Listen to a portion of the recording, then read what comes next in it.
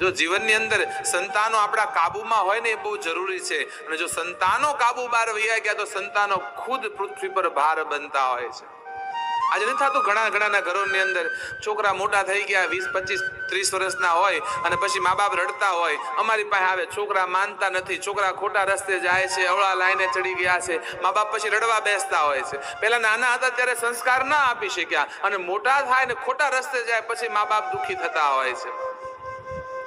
આજે કથાના 7મા દિવસે પાછી વળીને એકની એક વાત કહી રહ્યો છું, બાપ તમારા સંતાનોને સાચા અને સારા સંસ્કાર આપજો. બસ આ દેશને સારા સંતાનોની જરૂર છે બાપ. આ દેશની અંદર ઘરમાંથી ભગતસિંહ નીકળવો પડે અને ઘરમાં જરૂર પડે ત્યારે ઝાંસીની રાણી લક્ષ્મીબાઈ નીકળવી પડે બાપ. આ દેશનું, આ ભારત વર્ષનું સંતાન નિર્માલ્ય ન થવું જોઈએ. આ સીતા અને ગીતાના દેશની અંદર હિમાલય અને